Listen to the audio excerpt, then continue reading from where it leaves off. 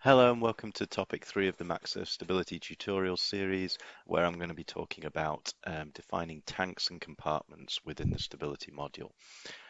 I'm going to start off by just talking a little bit about what is defined as a tank and a compartment within Maxsurf, and indeed within actually most naval architecture stability software. And then I'm going to talk about how you use Maxsurf modeler features to guide the tank definitions. I'm going to do that by just using a simple example where I create a simple tank, and then I'm also going to show how you can change that to be a compartment. And then I will show how the tank is then actually transferred automatically into a load case window, and that we can effectively add additional load to the vessel through adding a water ballast or a fuel tank or whatever it might be. And we'll use our simple example to do that. So before I get back to the actual program, just to talk very quickly about a tank and a compartment, we'll start off with a tank. It's a volume which holds a liquid, so it might be oil, it might be water. It's can be multifunctional in that sense, but it's defined really as a percentage full. Oh, I don't want to see that. And we will see that once we've defined a tank, you actually see it appear in the load case table, and that you need to define if it's full, empty, or partially full. Um, it models liquid properties, so you are going to create a free surface. It's going to actually be able to model the movement of the liquid if the vessel is heeled for large angle stability calcs, for example. And you actually have some options around that about how Maxsurf actually treats the liquid within the tank as the vessel is modeled in heeling. And I say movement, but it doesn't mean that it's necessarily doing a dynamic calculation. It's still a static equilibrium calculation, I suppose, but it's modeling the where the liquid would be if the vessel was heeled at a particular angle, for example.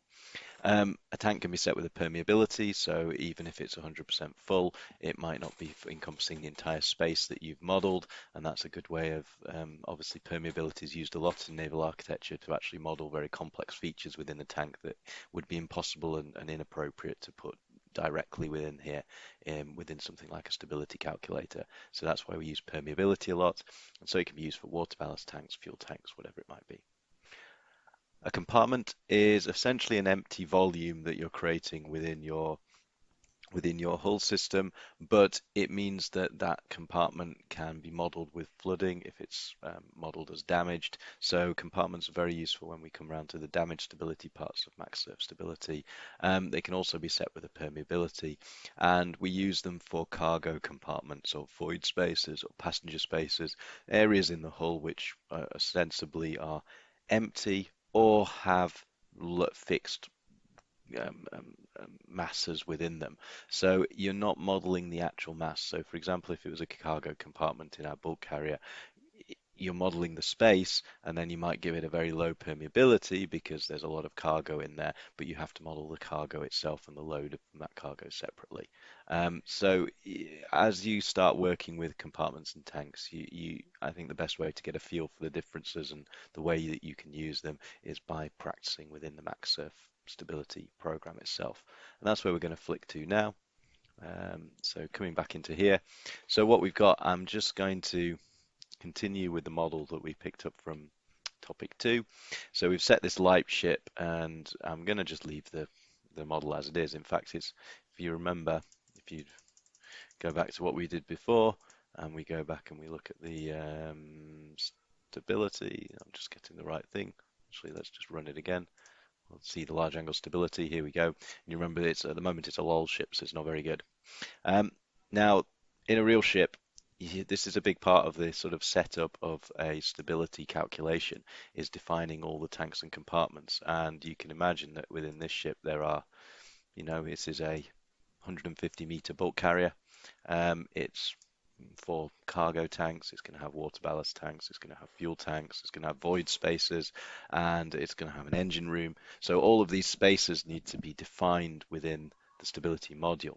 Now you notice that the geometry, the modeler that's been created in Maxsurf Modeler, hasn't been given features such as bulkheads, tank spaces, floors, decks, whatever it might be. There's no structural definition really. It's just really a surface. It's the outer surface and then some of the main features.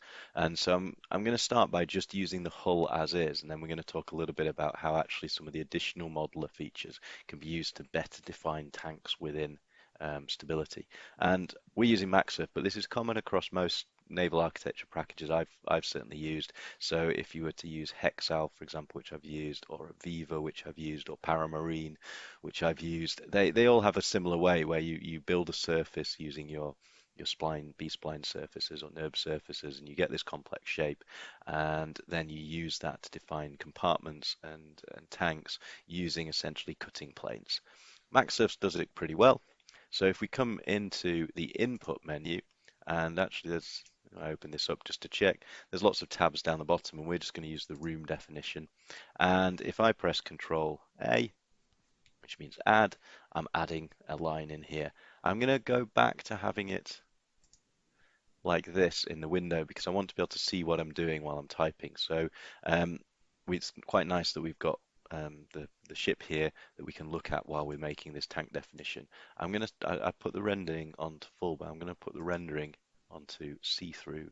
What's it called? It gives it a name. Transparent, of course, just so I can see what I'm doing. Come back up to the room. And I've got tanks, and you notice this is already given it a default name, but I actually can have tanks or I can have compartments. There's also linked tanks and linked compartments. It won't let me do that yet because linking them effectively, I need a tank there already to link another tank to it. But what the linked compartment or linked tank means is that you're creating a single room, a single space, but it's made out of two spaces joined together. So in terms of the way that, for example, the liquid would fill in the room, it's going to be treated as a single space. So they're very useful if you've got more complex spaces that you can't use these sort of simple box type slicers to actually pick out the space. So I'm going to just stay with a tank. I'm going to leave the permeability. You could play with the permeability if you want, but I'll just leave it for now. It should be obvious what that does. And I'll just leave specific gravity at 1. It's just going to be a freshwater tank. And actually, I'll come straight along and I'll see that I've actually got 1, 2, 3, 4, 5, 6 boxes with a 0 in, and they effectively define the extents of a bounding box. So I'm just going to type some simple numbers in here. I'm going to type in 50, 70, and we've got positive to starboard, so I'm going to do something like minus 20, which is the port side, 20 for the starboard, and the top I'm going to do something like 6. That'll do, and the bottom I'll leave as 0. I'll leave it on the keel. And what I hope you saw is as I was typing in those numbers, you see a box appearing on my hull. If you don't see that box when you're trying it yourself, you need to make sure you've got things switched on and off in the visibility. So up here, if you can see my mouse now, you notice that the intact hands are switched on and off, so I can visible or not. And I've got the same for compartments. So tanks are generally signified by half full, whereas compartments are empty. And so make sure those sort of things are switched on in the format you want. There's also the ways that they're actually viewed here as well, whether they're outlined or not. So, and you can also you can look at, well, we'll talk about sounding pouts in a minute, and you can also show tank levels and also the center of gravity. So we'll come back to that in a bit, but that's where we see all the views. And what you do notice is that at the moment it's just drawn a box, and that's essentially our definition of our tank. But automatically, Maxsurf is actually going to pick out the fact that there's this outer hull, and it's going to reshape this bounding tank into there. And you can't see at the moment because it needs to do a bit of a calc. So if you come up, there's a few ways of forcing it to do the calc. It's quite nice. If you go to Analysis menu, I don't think there's a button for this, and just press Recalculate Tanks and Compartments. And what you'll see is immediately you see that tank latch itself onto the outer surface of the hull, and you've got a nice tank in there of the hull, which looks pretty cool. Okay, so that's how we create a very single tank. If I want to turn it into a compartment, all I do, it's really simple. They can be flipped from one to the other. I can come to the compartment, and there you go. It turns into a compartment instead of a tank. So just going back to my PowerPoint a little bit, just sort of summarize that both tanks and compartments are actually modeled in a similar way. They can be easily switched from one to the other, and they use the hull and structure features from Maxsurf Modeler to define their extents. And their tanks are automatically placed in the load case tables, and we're going to look at that now. So we're going to actually try a very simple load case table and actually fill the tank and see what happens to the stability. And then I'm going to come back to this third point about the hull and structure features from Maxsurf Modeler and show that actually we've got some extra features within this model that can better define a tank, especially when it comes to an internal space where you've actually got a cargo tank there as well. So I'm going to just go back to Modeler. And what I'm going to do is I'm going to come into my load menu, and I'll just maximize this just to show you what I'm doing. So I've set this lightship menu, and what I'm actually going to do is I'm going to right click on it. Oh, sorry, I'm not going to right click. I'm just going to go to edit case and edit load case. Sorry, remembering where I go. And I'd already done this actually, but you might not have done this yourself if you were following my last video, because what I've done is I've called it lightship, and I've also ticked this box here, which is called load group. Now, if I unticked it, which is actually the default, okay, you'll see that it's called a load case here. And actually, if I then come and switch this back to a tank, what you'll see is this tank appear within this table. So you can see that I changed things in one window and things in the other window change. So if we come back into this lightship, we can see this tank is here.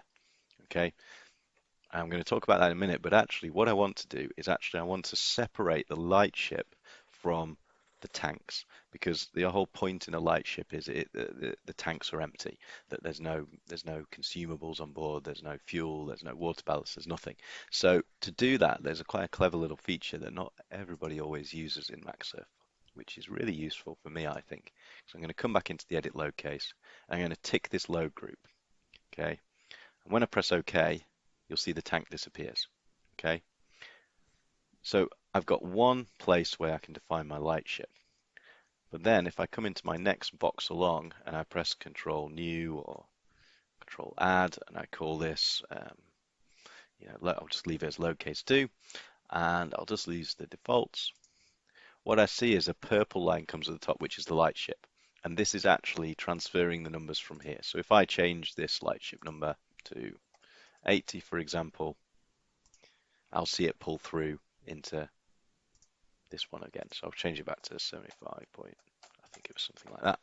So just to keep it, and you can see it changing back again. And now we've got tank number 1, and I'm just going to minimize just so you can see everything that goes on. So now I've got load case 2. Let's say it's 50% full. That's interesting because it's not a very good way to keep a tank 50% full, because we're going to max out the free surface moment. What you can see is it's automatically calculated the amount of mass in the tank, it's calculated its volume, and it's calculated its centroid, including its vertical arm, which is about 1.5 meters up at 50% full, and it's a 6-meter high tank, so it kind of makes sense, okay? And what we could do is really quickly, if we want to check the large angle stability, load case 2, let's see. I don't actually know what's going to happen. I have a feeling that it might well, even with that free surface moment, it might improve the stability because we've put weight down low. Let's see if I'm right or wrong. I might be totally wrong. Oh no, I'm wrong. I'm totally wrong. It's really bad. So, in fact, it can't even calculate it all. So there we go. So what you can see is that putting some water ballast in a huge tank, I sort of guessed it's an absolutely huge tank with a massive free surface because it's spread across the entire width of the vessel, and because we've not pressed it full, it's catastrophic for the um, GZ curve, catastrophic for the stability. Although interestingly, it is still technically a lull ship. It does still manage to keep itself a little bit of reserve stability. But what I could say is if I fill this to 100%, so I press that tank full, I'm going to see something very different go along. And look at that. Immediately, we get a positive GM.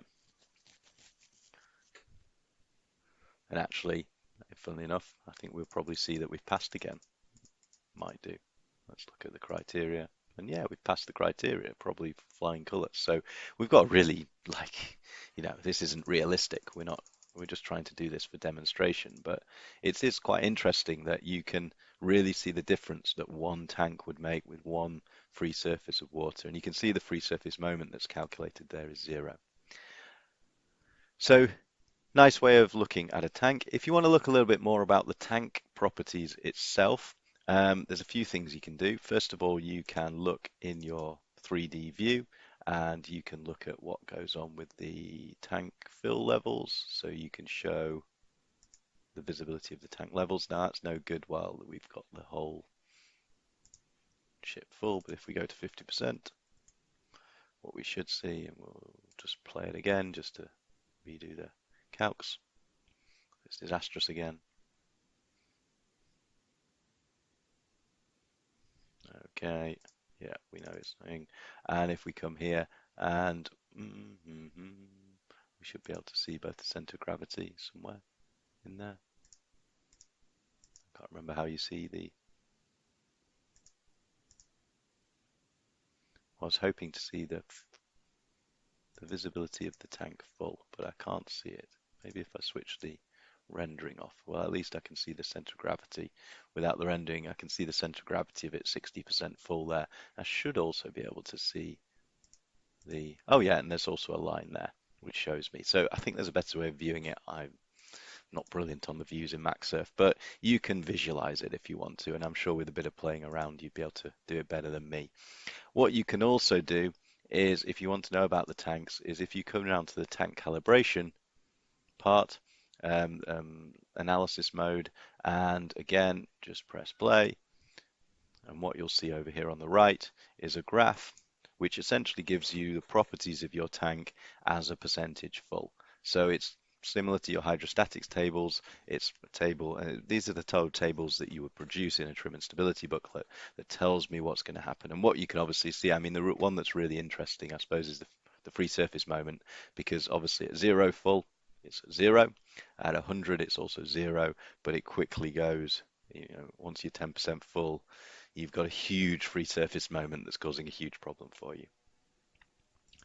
So an obvious thing, if you were actually modeling a real tank, well, for a start, it doesn't have to be symmetrical. So a good thing to model could, for example, I'm just changing the size of the tank, just make it into I'll put the render back on so we can see it.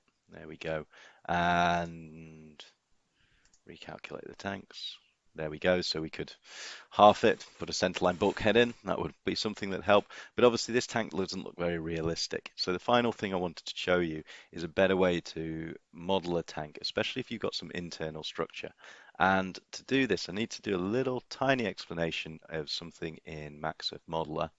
So if we come back to Maxsurf Modeler, this is the model as created in Maxsurf. In fact, I'll just show everything just to start with. So what we can see here is a vessel, and you might notice I've just displayed it with absolutely everything showing in terms of all the surfaces. And what you might notice is that there is actually two surfaces that are quite interesting, and they're in this folder, if you go to the assembly tree, called hold and outer.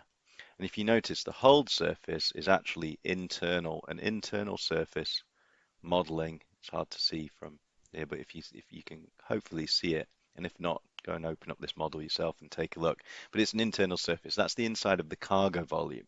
Okay, so you can see it's internal from the outer hull surface. So we're not using this surface. Remember the designation. It's a structure. Okay, so it's not being used for calculating the sections and the buoyancy, for example, but it can be used in terms of defining the compartment or the tank. And then the outer one is really interesting because it's just a big box. And this is quite a nice trick, which we're going to show. So we've just made a big surface box around the outside of the vessel. And what you can see is it's kind of helping to model, for example, the hatch cover shape, because you've got some hatch covers there. And when we look at the complete compartment and tank arrangement of this vessel, which I will give you in a future tutorial, you can see that this is used quite effectively to model the tanks and the compartments around the bulkheads, around the complex shape of the hull, and also along the deck and the hatch covers. So I'm just pointing that those two surfaces are out. Once you've seen those, if you explore those yourself, and then come into your tank definition here. And there was a box that we kind of skipped over, which was called boundary surfaces. Wherever it says none, it's just going to use the outer hull and the features that are there as the hull surfaces. But if I click on boundary surfaces, I can see that actually, although I'm not seeing them, all those things like the crane and the superstructure are all there within this model. They are all there, and they're all models as essentially they're called internal structure. And if I find my hold and my outer, which are here, these two, and I tick them both, which are those two surfaces we just showed in Modeler, press OK, and then recalculate my tank, what you'll see is that that inner surface has been used to actually model effectively a double bottom and a bit of side, double side as well. So you can see a lot more complex shape, and that's because it's picking up that whole structure shape. And it's using both. And the way to really work out how it's using both is come back in, and if you tick off the outer, what do you think is going to happen? Well, let's redo it, and what we'll see is that rather than picking up the bottom, it picks up inside the cargo tank. So it's using the surfaces and it's picking up extents based on the surfaces that you pick. So if you only pick the inner surface, it models it kind of like it's filling from the inside out. So it fills from the center and it fills inside the cargo tank. Whereas if I go and yeah, I've already done it. So if I come and click on the outer again, it fills from the outside. Recalculate tanks and compartments, and there you go. And what you also see is over here in the tank graph, you get a much more complex fill soundings in terms of its centroids, in terms of its capacity, and of course in terms of its free surface moment as well, because as you can see from that tank, if it was pretty empty, it would have a large free surface, but as you pressed it full, as soon as the liquid headed up into these side tanks, then the free surface is massively reduced. And you can probably see that if we ran a stability calculation again, just for the proof, and just see what happens now. Well, it's interesting now because we've not got a symmetrical ship, and oh yeah, we got really interesting. So first of all, good thing to run. So if we look at our GZ curve, first of all, it's not 0 at 0 because we've now not loaded it symmetrically. So we've got extra load on the starboard side, I think we've got there. Yeah. So it's got a angle of heel of about 20 something degrees, but then it does have positive GZ curve, but not very much. So I would say that's a pretty, I don't think I'd get on that ship either. So we're just playing around to see what happens. So that's all I wanted to show you in this video. It's probably a bit longer than the others, but I'm hoping that it's really useful because although you don't need, for what I want you to achieve using Maxsurf, you don't necessarily have to um, define all the compartments and tanks within this model, but you might have to in another situation if you're using Maxsurf to do your own design. And if you're using this example, it means that when I give you the full tank and compartment room definitions, you can understand how they're a bit more about how they're defined. Okay, thank you very much.